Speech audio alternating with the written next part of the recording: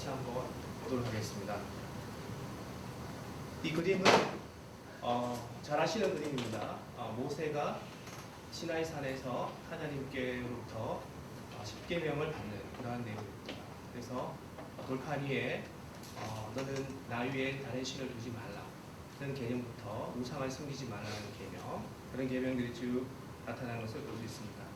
로마서에 보면 죄가 율법 있기 전에도 세상에 있었으나 율법이 없었을 때에는 죄를 죄로 여기지 아니하였노라.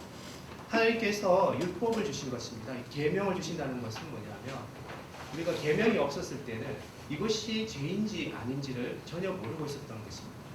그래서 아담부터 어디까지 계명이 없었지 않습니까? 아브라함까지 계명 자체가 없었습니다. 계명이 없었다는 건 기준이 없었던 것입니다. 내가 어떤 행동으로 어떻게 나아갈까? 하나님 옆에 나가는 방법, 하나님께 기도하는 방법, 이런 모든 것들이 없었던 때 모두 자기의 선한 양심에 따라서 하나님의 음성에 따라서 그렇게 하나님을 따라갔지만 이런 내가 이것이 죄이구나, 이것이 죄이기 때문에 하나님께 이것을 하면 안 되겠구나 이렇게 기준을 주신 것, 그것이 바로 계명이고요. 그 계명을 주신 것이 바로 복음입니다. 그래서 로마서에 보면 이렇게 말씀하고 있습니다. 그러나 아담으로부터 모세까지 아담의 범죄와 같은 죄를 짓지 아니한 자들까지도 사망이 막노릇하였으니 아담은 오실자의 모형이라 이렇게 말씀하죠. 만약에 기준이 없었다면 내가 죄인지를 내가 하는 행동이 죄인지를 모릅니다. 하나님께부터 계속적으로 이렇게 죄인 것을 하나님께서 모르고 있는 상황입니다. 그럼 어떻게 했습니까? 하나님께서는 나중에 하늘에 같이 있고 싶어 하는데 계속 죄를 짓기 때문에 하나님과 같이 없게 되는 것입니다. 영적인 사망에 이른다는 것입니다. 그러므로 하나님께서 이렇게 계명을 주셨던 것입니다. 이 계명을 주신 것, 기준이라는 거죠. 이 기준, 어떤 기준을 따라가는 것, 이것을 왜 주셨냐면 출애굽기에 보시면 너희가 내게 대하여 제사장 나라가 되며 거룩한 백성이 되리라. 너는 이 말을 이스라엘 자손에게 전할지니라. 제사장의 나라입니다. 프리스트 네이션입니다. 이 온 인류를 위해서 제사장이 어떤 것인지, 제사장, 하나님께 제사 드리는 그런 이스라엘 민족입니다. 그 이스라엘 민족은 하나님께 거룩한 민족이 되어야 되며 하나님의 기준이 어떤 기준인지를 정확하게 알아야 되는 그러한 민족이었습니다. 레위기 11장에 보시면 나는 여호와 너희의 하나님이라. 내가 거룩하니 너희도 몸을 구별하여 거룩하게 하고 땅에 기는 길승성으로 말미암아 스스로 더럽히지 말라 이렇게 말씀하셨습니다. 하나님께서 거룩하시기 때문에 우리 스스로도 거룩하라고 이렇게 기준을 주시고 계명을 주셨습니다. 그래서 이 초기 시대에 가나안 땅에 어떠한 일들이 있었는지 그 십계명을 주실 때 우리가 잘 알지 않습니까? 가나안 땅에 정복해야 되고 그 가나안 땅에 많은 이방 족속들이 있었던 그 시대에 어떤 상황이 있었는지 한번 보도록 하겠습니다. 신명기에 보시면 너희가 쫓아낼 민족들이 그들의 신들을 섬기는 곳은 높은 산이든지 작은 산이든지 푸른 나무 아래든지를 막론하고 그 모든 것을 너희가 마땅히 파멸하며 거기는 디스트로이 해야 되는 지역이었습니다. 하나님께 예배드리지 않는 지역이었습니다. 하나님을 모르는 지역이었습니다. 그런 지역에 거룩한 하나님의 나라를 건설해야 되는 이스라엘 민족들이었습니다. 그렇기 때문에 그 우상 민족들을 거침없이 디스트로이 해야 하는 그러한 시대였습니다. 굉장히 터프한 시대였고요. 그러한 터프한 시대에 하나님께서 이렇게 이스라엘 민족들을 인도하고 계시고 계명을 주셨습니다. 신명기에 보시면 그 제단을 헐며 주상을 깨뜨리며 아세라상을 불사르고 또 그 한 조각한 신상들을 찍어 그 이름을 그곳에서 멸하라. 여기 보시면 얼마나 아세라상, 바알신, 태양신 이런 것들의 우상을 섬기는 그러한 것들을 볼 수가 있었습니다. 하나님 보시기에 이스라엘 민족들은 이런 우상을 섬기는 그런 지역들에 가는 그런 이스라엘 민족들에 대해서 하나님께서는 이렇게 계속적으로 관심을 가지고 계셨습니다. 출애굽기에 보면 내가 호렙산에 있는 그 반석 위 거기서 내 앞에 서리니 너는 그 반석을 치라. 그것에서 물이 나오리니 백성이 마시니라. 모세가 이스라엘 장로들의 목전에서 그대로 행하니라. 여기에서 보면 노예를 해방시켜서 이제 광야에서 이제 노예가 아닌데 얼마나 노예에서 풀려난 것이 얼마나 자유스러운 것인데 이스라엘 민족들은 그 광야에 물이 없기 때문에 하나님께 이렇게 불평을 하고 있습니다. 물이 없습니다. 하나님. 그래서 출애굽기 17장에 보면 그가 그곳 이름을 마사 또는 무니바라 불렀으니 이는 이스라엘 자손이 다투었으며 또는 그들이 여호와를 시험하여 이르기를 여호와께서 우리 중에 계신가 안 계신가 하였습니다. 출애굽을 시킨 하나님을 보고 하나님이 계신지 안 계신지 의심하는 그러한 이스라엘 민족이었습니다. 물이 없다고 불평하는 그러한 이스라엘 민족이었습니다. 가나안 땅에 들어가기 전에 광야에서 신명기에 하나님께서는 이렇게 말씀하겠습니다. 너희가 너희 하나님 여호와께서 주시는 안식과 기업에 아직은 이르지 못하였거니와 하나님께서 원하시는 그러한 기준, 하나님께서 주시는 가나안, 그러한 기업, 인헤리턴스 아직까지 받을 수 없는 그러한 이스라엘 민족이었습니다. 그래서 하나님께서는 이스라엘 백성들을 하나님께로 이끌기 위해서 이렇게 말씀하고 계십니다. 출애굽기에 여호와께서 모세에게 이르시되 너는 백성에게로 가서 오늘과 내일 그들을 성결하게 하며 그들에게 옷을 빨게 하고 십계명을 주실 때 이틀 전부터 이스라엘 백성들이 성결하게 하라고 모세로부터 하나님께 명령하셨습니다. 옷을 빨게 하고 성결하게 하라고 이렇게 말씀하셨습니다. 준비하게 하여 셋째 날을 기다리게 하라. 이는 셋째 날에 나 여호와가 온 백성의 목전에서 시내산에 강림할 것이며 이렇게 해서 하나님께서 십계명을 주실 때 셋째 날에 하나님께서 거룩한 백성에게 십계명을 이렇게 주시는 것을 볼 수가 있었습니다. 이스라엘 백성들은 3일 동안 이렇게 옷을 빨며 하나님께 만날 것을 기약하며 하나님께 나가기를 고대하며 기다리고 있었습니다. 하나님이 이 모든 말씀으로 이르시되 계명을 말씀으로 주시는 것입니다. 그래서 계명은 글자로 기록되어 있고 어디에 기록되어 있습니까? 성경에 기록되어 있고 그 성경은 계명이고 계명은 말씀이고 말씀은 성경이고 다 동일한 내용입니다. 계명에 대해서 율법에 대해서 다 동일한 내용입니다. 그래서 하나님이 세상을 이처럼 사랑하사 그것도 계명이고 태초에 하나님께서 천지를 창조하시며 그것도 계명입니다. 그 계명은 적극적으로 해석하며 온 우주에 지구 위에 사람을 만드시는 것이었습니다. 사랑하는 사람, 내가 너를 사랑한다. 그런 계명이었습니다. 하나님께서 이렇게 말씀하고 계십니다. 하나님이 나는 너를 애굽 땅 종되었던 집에서 인도하여 낸 내 하나님 여호와라. 하나님께서 출애굽 시대에 십계명 주실 때 내 하나님 여호와라 이렇게 말씀하겠습니다. 첫 번째 계명이 어떤 것이었습니까? 너는 나 외에는 다른 신들을 내게 두지 말라 이렇게 말씀합니다. 잘 알고 있지 않습니까? 십계명의 첫 번째 계명이었습니다. 두 번째 계명이 어떤 것이었습니까? 너를 위하여 새긴 우상을 만드지 말고. 자, 첫 번째 계명은 나 외에 다른 신을 두지 말라 이렇게 말씀하십니다. 그 부가적인 설명, 그러니까 다른 신 앞에 가서 내 앞에 다른 신을 두고 절하지 말라 이렇게 부연 설명을 하시진 않았습니다. 근데 두 번째 설명에서는 계명에서는 내 새긴 우상을 만들지 말고 그 다음에 또 위로 하늘에 있는 것이나 땅 아래로 땅에 있는 것이나 땅 아래 물속에 있는 것에 어떤 형상도 만들지 말며 형상을 만들지 말라는 것입니다. 하나님의 형상이나 어떤 형상을 만들지 말고 그것에게 절하지 말며 그것들을 섬기지 말라 이렇게 구체적으로 부가적으로 설명을 해 주십니다. 나 내 여호와 하나님은 질투하는 하나님인즉 나를 미워하는 자의 죄를 갚되 아버지께로부터 아들에게까지 3, 4대까지 이르게 하거니와. 만약에 우상에 절하게 되면 이렇게 하나님께서 어떻게 하시겠다 이렇게까지 말씀을 하고 계셨습니다.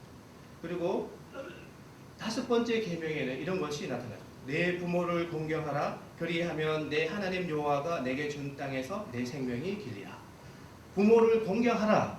그래 놓고 계명을 주셔놓고 거기서 끝나는 것이 아니고 그 위에 계명을 적용하면 어떤 혜택이 주어지는 것까지 이렇게 구체적으로 설명을 해 주셨습니다.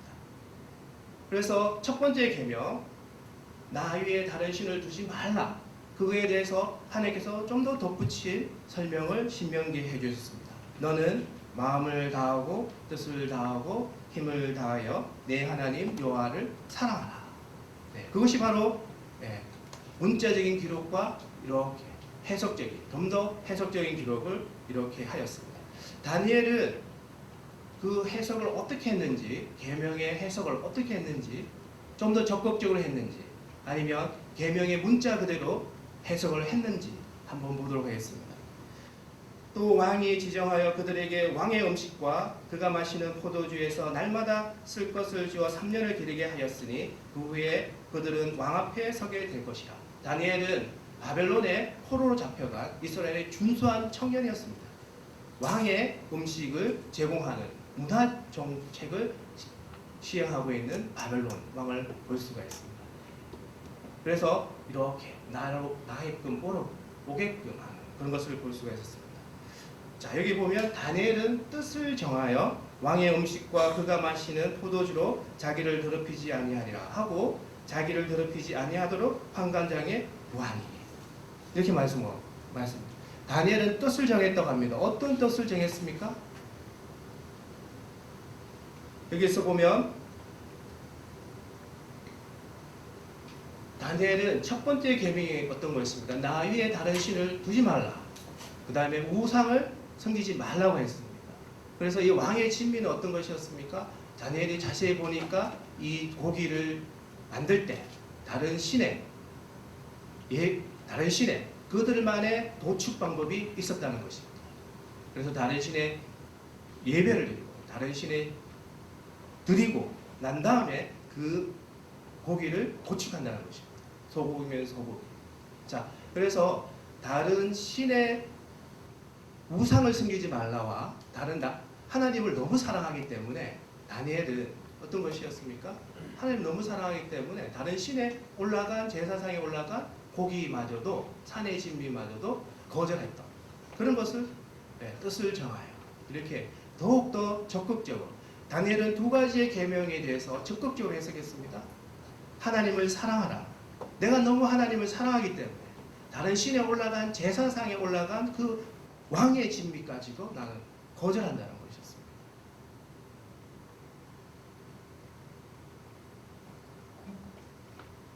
우리의 계명이 어떤 구약에서는 그런 터프한 시절에 이렇게 말씀하고 계십니다. 6번째 계명이 살인하지 말라 했습니다. 이 살인하지 말라는 문자적인 그대로는 사람을 죽이지 않는 것이었습니다. 레위기에 보면 너는 내 형제를 마음으로 미워하지 말며 내 이웃을 반드시 견책하라. 그러면 너가 그에 대해서 죄를 감당하지 아니하리라. 여기서 조금 더 해석을 해보면 살인하지 말라와 미워하지 말라는 전혀 관계가 없는 그러한 계명입니다. 여기서 계명은 10계명을 말씀하시는 거고 율법이라는 것은 그 10계명, 계명을 조금 더 해석해서 나오는 600개의 그러한 하나하나의 구절들입니다. 그래서 보면 형제를 마음으로 미워하지 말라. 그런 율법입니다. 형제를 마음으로 미워하지 말라는 내가 만약에 형제를 마음으로 미워하면 형제를 마음으로 미워하지 말라는 계명에 어긋나는 것이지 살인하지 말라는 계명에 어긋나는 것이 아닙니다.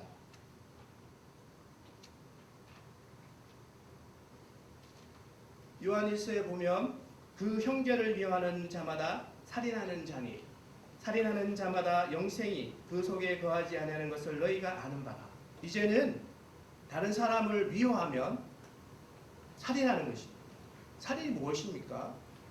내가 다른 사람을 미워하면 그 사람이 죽습니까? 그것이 아닙니다. 그런 육적인 살인이라는 것이 아닙니다. 이것은 내가 그 사람을 미워하게 되면 나는 그 사람을 영적으로 살인한다는 것이었어요. 이렇게 구약에서는 이런 것들에 대해서 왜 이런 것들이 있었습니까?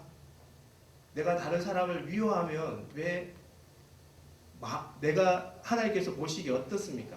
그 사람을 미워하면 내 마음이 불안하고 내 마음이 어둠 속에 있고 내 마음이 항상 그 사람을 어떻게 하면 보복을 할까? 어떻게 하면 그 사람에 대해서 나 공격을 받았던 그 마음을 그 사람에게 그대로 전달할까?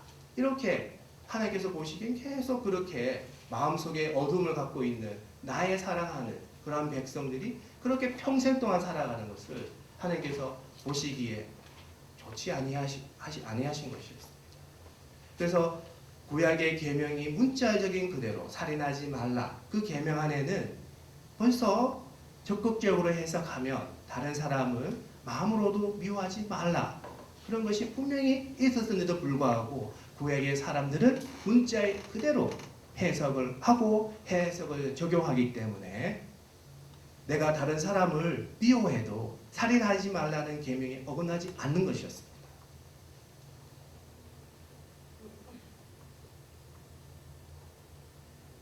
그러므로서 구약에서는 소극적인 그러한 계명의 실천으로도 허용이 되는 그런 시대였고요. 신약에서는 이제부터는 적극적으로 해석해서 적극적으로 실천하고 행동해야 되는 그러한 시대로 변화되었습니다.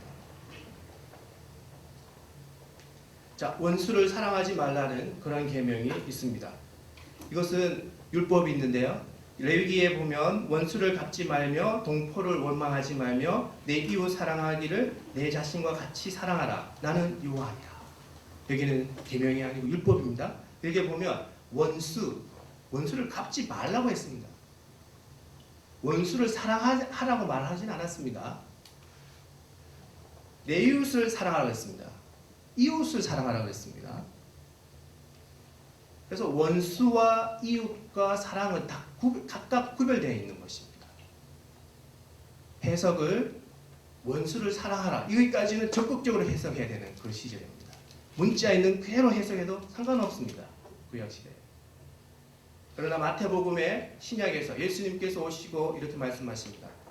내 이웃을 사랑하고 내 원수를 미워하라 하였다는 것을 너희가 들었으나 구약에는 원수와 사랑은 전혀 무관한 관계. 이렇게 많이 해석을 해야 되는 그런 관계였습니다. 그러나 예수님께서 나는 너희에게 이르노니 너희 원수를 사랑하며 너희를 박해하는 자를 위하여 기도하라. 예수님께서 원수를 사랑하라. 이렇게 말씀하고 계십니다. 쉽지 않은 내용입니다. 구약에서는 소극적으로 문자 있는 그대로 살인하지 말라. 살인만 하지 않으면 됩니다. 미워하는 마음이 있더라도 상관없습니다. 그것이 미워하는 그 사람을 미워해도 미워하지 말라는 계명에 어긋나는 것이지 살인하지 말라의 계명에 어긋나는 것은 아닙니다. 이제 원수를 사랑하지 않으면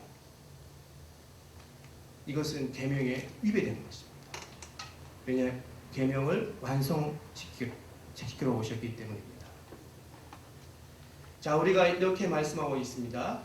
출애굽기에 그러나 다른 해가 있으면 갑대 생명은 생명으로 구약시대에 아주 단초적으로 기본적으로 했던 그 시대의 다른 우상민족들을 쳐부수고 디플로이하고 멸절시켜야 하는 그 과정에서 간단하게 백성들에게 말씀을 해주셨습니다. 눈은 눈으로, 이는 이로, 손은 손으로, 발은 발로, 된 것은 된 것으로, 상하게 한 것은 상함으로, 때린 것은 때림으로 갚을지라. 율법입니다. 내가 상처받으면 그 사람에 똑같게 상처 주는 것이었습니다.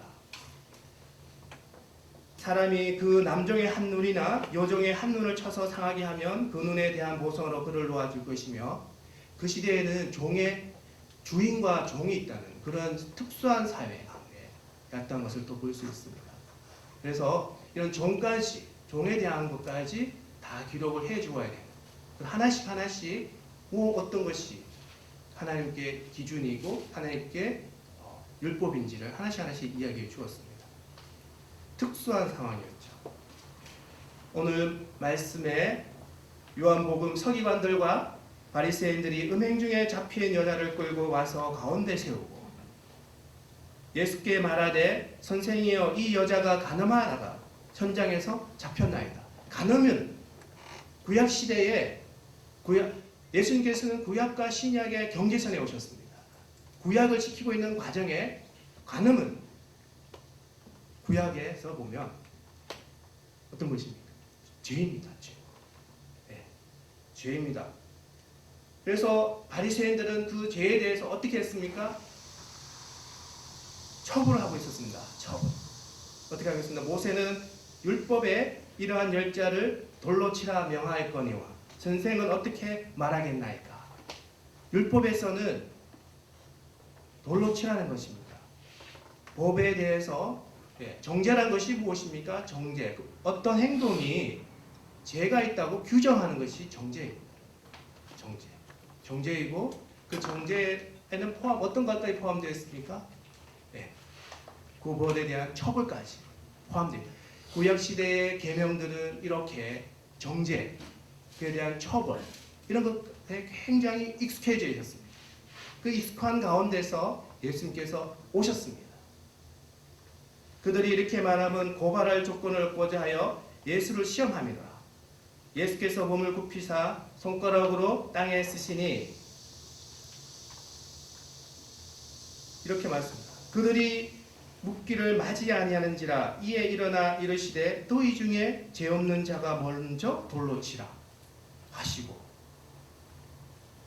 구약 시대에는 이렇게 죄가 있으면 그 죄가 죄라 정죄고 그 죄에 대해서 처벌받아라 이렇게 얘기합니다. 우리가 좀 더 해석하고 적극적으로 해석하면 우리가 율법이 살인하지 말라는 것은 하나님께서 내 마음이 너무 아프기 때문에 미워하면 그 미워하는 마음을 없애라는 것이요. 그런 적극적인 해석이 있습니다. 율법에는 이해와 배려가 있습니다. 정죄하는 것이 처벌하는 것이 다가 아니었습니다. 이해하고 배려와 용서가 있습니다. 어떻게 율법을 해석하는 것인가? 해석하는 것은 너가 죄가 있다. 정죄하는 것이 구약시대의 보편적인 방법이었고요. 예수님께서 오셔서 바꾸십니다. 어떻게 바꾸십니까? 이해와 배려. 율법에는 이해와 배려가 있는 것입니다. 왜 이해와 배려는 실천하지 않고 그에 따른 용서는 실천하지 않고 왜 계속적으로 너는 죄가 있고 너는 그 죄에 대해서 벌을 받아야 된다고 이렇게 하고 있는지 예수님께서는 이야기하고 있습니다.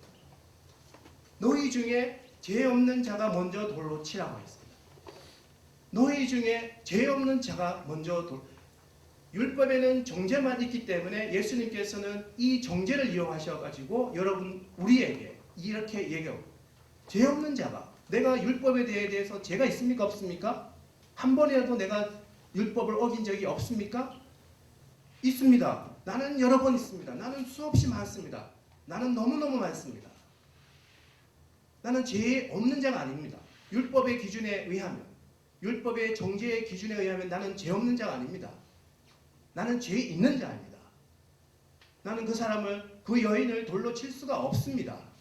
왜? 예수님의 말씀을 하셨기 때문에 죄 없는 자가 돌로 쳐야 되기 때문에 처벌을 할 수가 없습니다. 액션을 취할 수가 없습니다. 반응을 취할 수가 없습니다. 사도 바울은 기록된 바 의인은 없나니 하나도 없으며 율법의 기준에는 righteousness가 없습니다. 의인은 없습니다. 모든 사람이 죄를 범하였음에 하나님의 영광에 이르지 못하였으니 이렇게 고백하고 있습니다. 그러므로 율법의 행위로 그의 앞에 의롭다 하심을 얻을 육체가 없나니 율법으로는 죄를 깨달음이라. 율법을 왜 주셨습니까? 기준을 왜 주셨습니까? 기준이라는 것은 내가 이 행동이 이거 잘못했구나. 음행하면은 잘못되었다. 그것을 알게 하기 위해서 하나님께 예배 드리지 않으면 안 된다는 것을 알게 하기 위해서 율법을 주신 것이고 그것을 알면 다 된 겁니다. 거기에 대해서 처벌하고 정죄하고 이런 것은 아닙니다. 율법은 내 죄가 죄인 것을 알게 하는 것이 그로 인해 그것이 다 역할을 다 했다는 것입니다. 그래서 의인은 어떻게 되는 것입니까? 로마서에 복음으로 하나님의 의가 나타나서 믿음으로 믿음에 이르게 하나니 기록된 바 오직 의인은 믿음으로 말미암아 살리라 함과 같으니라. 율법을 정확하게 내가 수만 개의 율법을 다 지켜서 내가 하나님께 의인이라고 칭찬받는 것이 아니라 오로지 하나님을 믿음으로써 내가 죄인인 것을 믿고 내가 죄인인 것을 믿고 죄를 사해 주신다는 것을 믿는 것. 그것으로 내가 제사함을 받는다는 것입니다. 그래서 내가 죄가 없다는 것입니다. 오직 재판장이신 하나님이 이를 낮추시고 저를 높이시니라. 내가 죄가 있는데 그 여인에게 돌을 던질 수가 없습니다. 내가 저 사람이 죄가 있는 것을 알지만 내가 그 사람을 정죄할 수가 없습니다. 왜 그렇습니까? 오직 정죄는 하나님께서 재판장이십니다.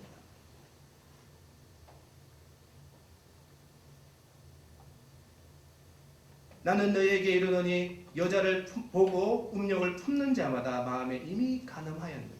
예수님께서 계명을 완성하셨습니다. 이 간음이라는 것은 여자가 간음하는 것도 있지만 이미 마음에 간음하면 간음입니다. 예수님께서 이렇게 구체적으로 말씀해 왜 그렇습니까? 거룩한 곳으로 나오라는 것입니다. 마음을 회피하지 말고 선한 양심으로 돌아오는 것이라는 것입니다. 내가 저 사람을 죽이지 않지만 마음으로 미워하고 있으면 내 양심을 속이는 거 아닙니까? 내가 그것이 정확하게 내가 하나님의 말씀을 지키고 있는 것입니까? 아닙니다. 이렇게 예수님께서 구체적으로 오셨습니다. 구체적으로 말씀하십니다. 3년간의 공생의 짧은 기간 안에 모든 걸 이야기하시기 위해서 정확하게 이야기하셨고 구체적으로 얘기하셨습니다. 그러면 우리는 얼마나 계명을 해석하고 있습니까? 적극적으로 해석하고 있습니까? 소극적으로 해석하고 있습니까?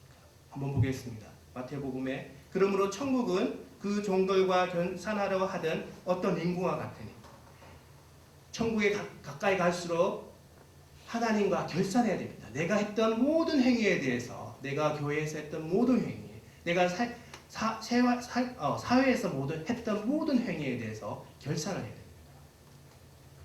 A king wanted to settle account. 결산할 때에 10,000달란트 빚진 자 하나를 데려오매 종 중에 10,000달란트, 그 달란트와 데나리온이 있는데 10,000달란트라는 것은 16만치의 봉급입니다. 굉장히 큰 봉급이었습니다. 굉장히 큰 비중이었습니다. 갚을 것이 없는지라 우리는 하나님 앞에 너무 큰 죄를 가지고 있습니다. 그것을 사해 주신 거고 그것을 감사하는 것이고요. 이 10,000달란트 가진 종이 이렇게 얘기합니다. 갚을 것이 없는지라. 이 죄는 내가 어떻게 스스로 갚을 수가 없습니다. 내 스스로 내 죄를 사할 수가 없는 겁니다. 이 큰 죄를 내 스스로 내 죄를 내가 사하노라 이거 안 됩니다. 오로지 하나님께서만 너의 죄를 사한다. 이렇게 할 수가 있습니다. 이 큰 죄를 지은 자도 사함이 됩니다. 잡을 것이 없느냐 주인이 명하여 그 몸과 아내와 자식들과 모든 소유를 다 팔아 갚게 하라. 이거 내 소유를 다 갚아도 이게 안 되는 것이 바로 이 큰 10,000달란트입니다. 그 종이 엎드려 절하며 이르되 내게 참으소서 다 갚으리이다 하거늘. 갚을 수 없지만 갚으리이다. 하나님 내 죄가 크지만 내 죄를 용서하여 주시옵소서. 이 말과 비슷합니다. 그 종의 주인이 불쌍히 여깁니다. 놓아 보내며 그 빚을 탕감하여 주었더니 원래 빚을 탕감하여 주면 안 됩니다. 받을 건 받아야 됩니다. 탕감해 주면 안 됩니다. 근데 굉장히 적극적으로 주인은 이 종에 대해서 불쌍히 여기는 마음, PT 이런 마음이 있습니다. 적극적으로 주인이 이렇게 종에 대해서 죄를 용서하는 그런 모습입니다. 자, 이 종이 용서함을 받았습니다. 제사함을 받았습니다. 탕감을 받았습니다. 10,000달란트의 큰 빚을 그 엄청난 빚을 탕감받았습니다. 자, 탕감받은 종이 나아가서 자기에게 100다니 데나리온 빚진 동료 한 사람을 만나 붙들어 목을 잡고 이르되 빚을 갚으라 하며 100다니엘은 그 시대에 하루 품삯입니다. 16만치의 샐러리를 탕감받은 종이 나에게 하루 품삯을 빌려간 그 다른 동료에게 목을 붙잡고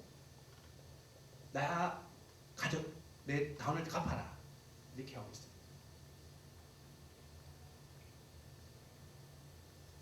그 동료가 엎드려 간구하여 이르되 나에게 참아주셔서 갚으리이다. 똑같이 말하고 있습니다. 종이 하나님께 말하는 거나 다른 동료가 자기에게 내가 미안하다 갚을게 이런 불쌍의 말을 받음에도 불구하고 허락하지 아니하고 이에 가서 그가 빚을 갚도록 옥에 가두고 나는 큰 죄를 사함받았지만 그래서 은혜가 너무너무 감사하고 그 은혜를 다른 사람에게 나눠 줘야 되는데 나는 큰 죄를 사함받았지만 탕감받았지만 나에게 조그만 죄를 지은 그 사람을 용서하지 못하는 것입니다. 우리는 이렇게 예수님께서 이렇게 말씀하고 계십니다. 예수님께서 이렇게 비유로 우리에게 말씀하고 계십니다.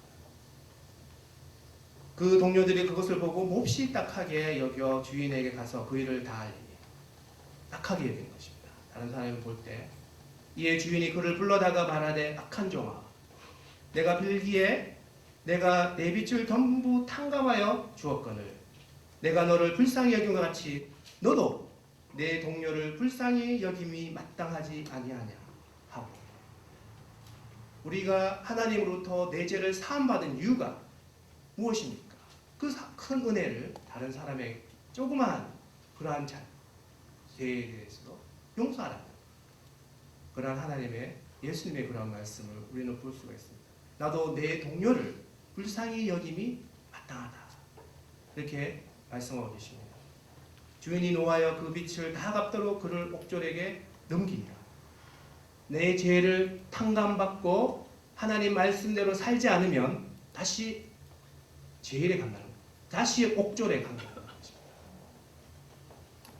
그 내가 구원을 받고 하나님께서 내게 주신 그 구원을 실천하지 않으면 다시 그 구원이 의미가 없어진다는 그런 것을 우리는 여기 볼 수가 있습니다. 마태복음에 너희가 각각 마음으로부터 형제를 용서하지 아니하면 나의 하늘 아버지께서도 너희에게 이와 같이 하시리라. 마음으로부터 용서, 마음으로부터 미워하지 않으며 이런 것들을 예수님께서는 구체적으로 정확하게 얘기해 주셨습니다. 그래서 베드로가 물었습니다. 그때 베드로가 나아가 이르되 주여 형제가 내게 죄를 범하면 몇 번이나 용서하여 주리까? 7번까지 하오리까? 그러니까 내 한 번 죄 사하는 걸 할 수 있다는 겁니다. 하나님의 크신 은혜를 받아서 내가 한 번은 그 죄를 사할 수 있습니다. 그래서 7번까지는 제가 가능합니다. 예수님께서 이렇게 말씀하고 있습니다. 예수께서 이르시되 내가 이르노니 7번은 아니라 7번을 70번까지라 할지니라. 네. 그래서 이렇게 7번을 70번씩 하는 거예요. 굉장히 많이 하라는 말씀입니다. 490번이니까 굉장히 많이 하라는 것입니다. 그래서 이 말씀을 붙잡고 계속 하다 보면 이런 말씀을 또 받습니다. 외모로 보시지 않고 각 사람의 행위대로 심판하신 이를 너희가 아버지라 부른즉 너희가 나그네로 있을 때를 두려움으로 지내라. 세상 사람들은 우리를 stranger, 나그네라고 합니다. 왜 그렇습니까? 하나님의 말씀을 붙잡고 내가 조그만 용서도 하고 큰 용서도 하고 7번이 아니라 7번씩 70번을 하고 있으니까 70번씩 7번을 하고 있으니까 세상 사람들 한 번도 용서하기 힘든 그런 조금 받지 않습니까? 100단위로는 이것을 용서할 수가 없는데 받아야 되지 않습니까? 세상 사람들은 한 번도 할 수 없는 것을 우리는 한 번 하고 또 말씀에 가서 이거 맞습니까? 하나님 내가 이거 한 번 했는데 맞습니까? 다시 보니까 409번 하라는 말씀 있지 않습니까? 이런 번씩 이런 번. 그래서 또 합니다. 그 세상 사람들은 저희 보고 이상한 사람들이라고 합니다. 세상 기준과 맞지 않기 때문에. 예수님께서 다시 몸을 굽혀 손가락으로 땅에 쓰시니 그들이 이 말씀을 듣고 양심의 가책을 느껴. 죄 있는 자가 죄 없는 자가 먼저 치라는 그 말씀이었습니다. 사람들이 내가 죄가 있나? 내가 죄가 없나? 내가 이때까지 계명을 한 번도 어긴 적이 없나? 이때까지 나는 죄 없는 자라고 생각하고 있었는데, 그래서 나는 율법을 실행할 수 있었는데, 예수님께서 죄 없는 자가 먼저 치라는 그런 갑자기 마음에 팍 와닿는 그런 말씀을 해버리시니까 제가 있어요. 어떡합니까? 네. 하나씩 사라지는 겁니다. 처벌하지 않습니다. 어두움, 죄에 대해서 정죄라는 양심의 가치라는 것은 양심이 밝았는 게 아니고 양심에 어두움이 있었다는 것이죠. 양심에 내가 가책이 있었다는 거죠. 네, 가책을 선한 양심으로 돌아온다는 것이었습니다. 네, 어두움에서 빛으로 돌아오는 것이었습니다. 이때까지 정죄를 했던 어두움에서, 정죄에 처벌했던 어두움에서 이제 용서하지 않습니까? 스톤하지 않는다는 것은 용서하는 것입니다. 왜? 내가 죄가 있기 때문이었습니다. 내가 이때까지 적극적으로 해석을 못했다는 것입니다. 내가 이렇게까지 죄가 있었다는 것을 내가 적극적으로 해석하지 못했던 것입니다.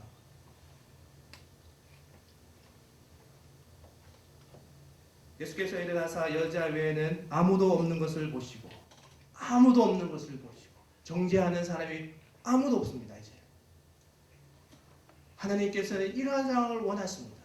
우리가 둘러싸여 있고 주변인이 있고 정죄하는 사람들이 있지만 우리가 사람이지만 아무도 정죄하지 않는다. 이런 상황을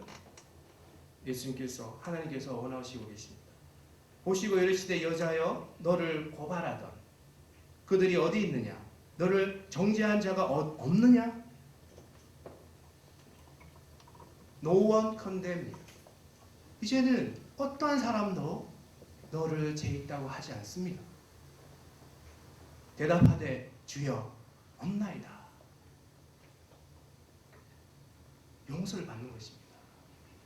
그 여인은 죄에 대해서 용서를 받는 것입니다. 얼마나 큰 은혜를 받습니까? 돌로 쳐서 부상을 당하고 어떤 목숨까지 잃을 뻔한 그런 상황에서 예수님께서 계명을 적극적으로 해석하였습니다. 주여 없나이다. 예수께서 이르시되 나도 너를 정죄하지 아니하노니 다시는 죄를 범하지 말라. 나는 이제 너를 더 이상 정죄하지 않는다. 그러나 단 한 가지 조건이 있습니다. 그 죄를 다시 범하지 말라는 것입니다.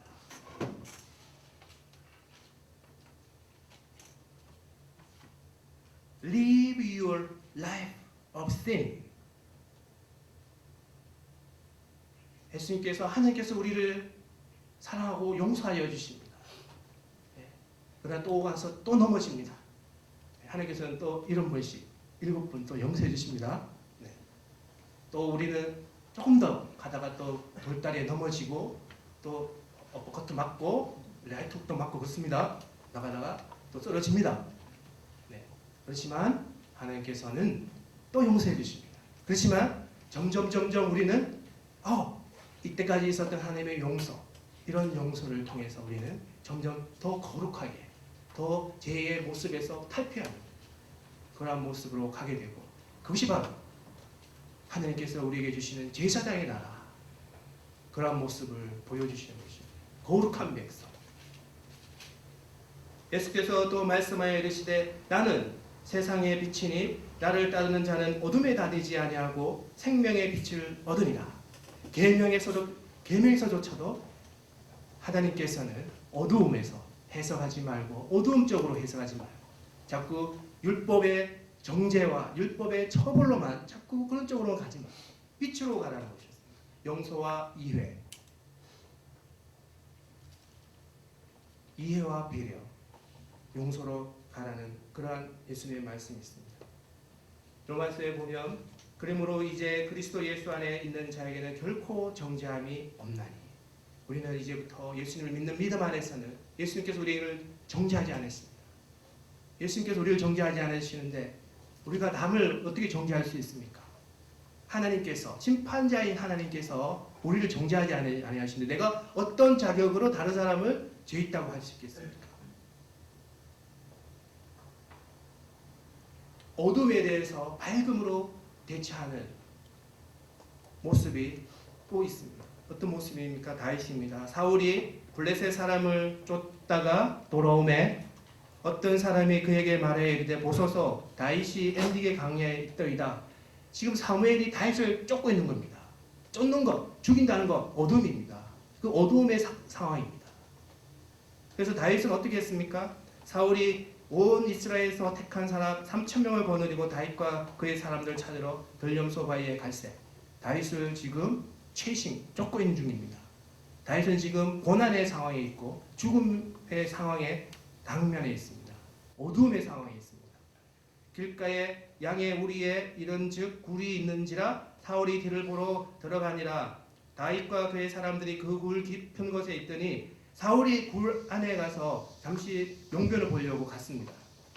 다윗의 사람들이 이르되 보소서 여호와께서 당신에게 이르시기를 내가 원수를 내 손에 넘기리니 내 생각에 좋은 대로 그에게 행하라 하시더니 이것이 그 날이리라 하니 다윗이 일어나서 사울의 겉옷자락을 가만히 베니라.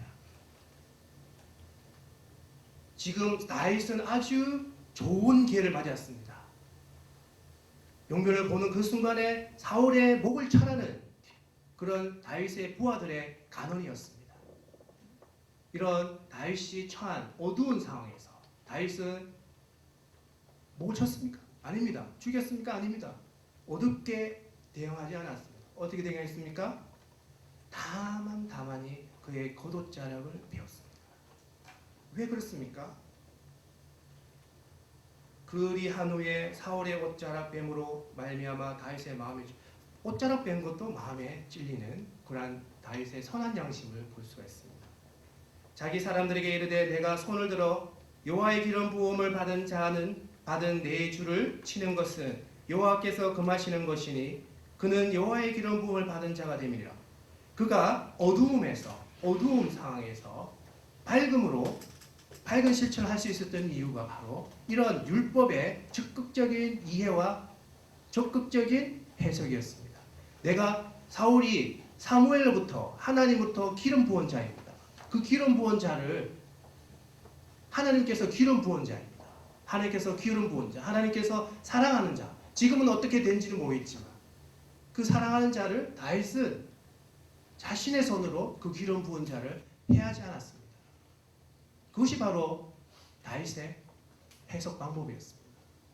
모든 사람들은 이 기름 부었든지 안 부었든지 상관없이 그 계명 율법에 대해서 해석하지 않았습니다. 그냥 좋은 기회다. 이렇게 어두움에 대해서 에너미, 그러니까 어두운 상황에 대해서 다윗은 밝게 대처를 하였습니다.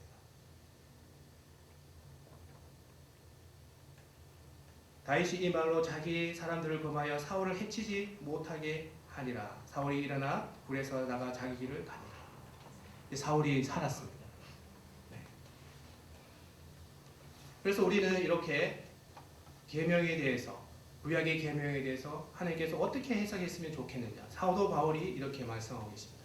그런즉 우리가 무슨 말을 하리요? 율법이 죄냐? 그럴 수 없느니라. 율법으로 말미암지 않고는 내가 죄를 알지 못하였으니 곧 율법이 탐내지 말라 하지 아니하였더라면 내가 탐심을 알지 못하였느니라. 이게 선악과를 먹지 말라 이렇게 말씀하셨습니다. 그 선악과를 보고 먹었습니다. 그것을 나중에 깨달으면 뭡니까? 아, 내가 그걸 먹고 싶었다는 탐심이 있었다는 것을 우리는 알 수가 있습니다. 그래서 율법이라는 것은 내가 봤을 때 하나님의 기준에서 봤을 때 내가 어길 수도 있는 그런 것이 있구나. 그런 것을 우리가 알 수 있습니다. 그 제가 죄인 것을, 내가 어떤 행위가 죄인 것을 알게 하기에 충분한 역할을 했던 거예요. 바로 율법입니다. 전에 율법을 깨닫지 못했을 때에는 내가 살았더니 계명의 이름에 죄는 살아났고 나는 죽었도다. 율법을 깨닫지 못했을 때는 율법을 적극적으로 해석하고 율법이 살인하지 말라 안에는 미워하지 말라는 마음도 같이 있었다는 것을 적극적으로 해석하지 못했을 때 내가 살아서 그 사람을 정죄하고 내가 살아서 그 사람을 죄 있다고 했을 때 그때는 점점 내가 죽어가고 있었다는 것을 알 수가 있었습니다.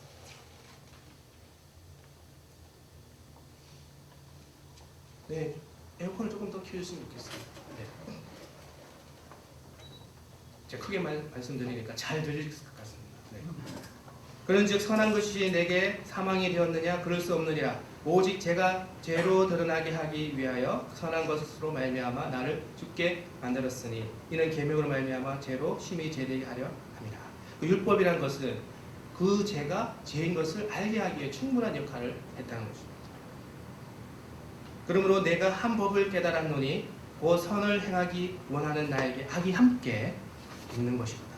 나에게 어둠과 율법을 선하게 하려는 그러한 밝음이 함께 있다는 것을 알 수 있습니다. 내가 그걸 정죄하는 마음과 용서하는 마음이 함께 있다는 것을 바울은 이야기하고 있습니다. 내 속사람은 하나님의 법을 즐거워하되 하나님의 마음을 즐거워하는데 내 지체 속에서 한 다른 법이 내 마음의 법과 싸워 내 지체 속에 있는 죄의 법으로 나를 사로잡는 것을 보는다. 그래서 자꾸 갈등이 있다는 것입니다.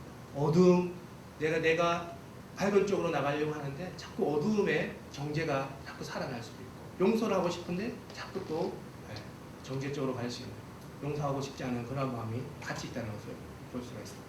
그래서 오라 나는 공고한 사람이로다. 이 사망의 몸에서 누가 나를 건져내랴. 너무 힘든 상황. 내가 율법의 마음속에 정죄가 없어져야 하는데도 불구하고 자꾸 그런 정죄가 생겨나고 밝음 쪽으로 가야 되는데 그 밝음, 용서와 이해 이런 쪽으로 가야 되는데 그게 자꾸 쉽지가 않아서 쓰러지는 그런 사도 바울의 모습. 네, 그런 모습을 우리 주 예수 그리스도로 말미암아 하나님께 감사하리로다. 그런즉 네 자신이 마음으로는 하나님의 법을 육신으로는 죄의 법을 숨기노라. 이렇게 바울은 우리에게 이 율법에 대해서 적극적으로 해석하라는 그런 말씀을 주셨습니다. 그래서 우리가 기준이 없었으면, 율법이 없었으면 그 죄가 죄인 줄을 몰랐었습니다. 그 기준은 그것으로서 충분한 역할을 했습니다. 그런데 그것을 우리는 계속 이스라엘 백성들이 자꾸 그런 가운데서 자기가 지낸 것을 보아하니 기준이 없으면 하나님께로 올 수가 없는 것이었습니다. 그때 십계명을 줄 때 이 기준을 주지 않으면 하나님께 올 수가 없는 거예요. 그래서 나 위에 다른 신을 두지 말라, 미워하지 말라, 살인하지 말라, 원수를 사랑하라, 이런 계명을 주었는데도 불구하고 그 계명에 대해서 문자 그대로 해석하는, 살인하지 말라의 안에는 미워하는 마음도 하지 말라, 그런 마음이 같이 있다는 것을 이스라엘 백성들은 그 터프한 환경에서 문자 그대로만 해석했다는 것입니다. 예수님께서 그걸 보시고 안 되는 것을 보아 이러면 안 되겠다 싶어서 직접 오셔서 직접 정확하게 원수를 사랑하라, 미워하는 자는 살인하는 것이다, 이렇게 얘기를 직접적으로 해주셨습니다. 그래서 우리는 이렇게 이제부터는 계명에 대해서 밝은 쪽, 어두운 쪽으로 해석하는 것이 아니라 예수님께서 밝은 쪽으로 해석하라고 하셨으니까 우리는 모든 처한 환경에서 어두움 쪽으로 가는 것이 아니라 밝음 쪽으로 나가는 것이 예수님의 말씀인 것을 우리는 이 시간에 같이 묵상하고 같이 나누었습니다. 이러한 말씀을 주신 하나님께 감사드립니다. 같이 기도드리겠습니다. 하나님 감사합니다. 저희를 사랑하여 주셔서 이 시간 하나님의 말씀을 붙잡고 70번씩 7번 용서하라는 그러한 말씀을 가지고 우리가 용서하지 못했던 백단을 가진 그러한 불려간 그러한 사람을 우리가 용서하지 못했던 것을 우리가 알 수 있습니다. 얼마만큼 용서할 수 있는, 얼마만큼 소극적으로 우리가 계명을 해석했다는 것을 알 수 있습니다. 이제부터는 저 계명을 적극적으로 해석하고 하나님 앞에 밝은 쪽으로 나가시도록 아버지 인도하여 주심에 또한 감사드리옵나이다. 예수님 이름으로 기도드렸나이다. 아멘.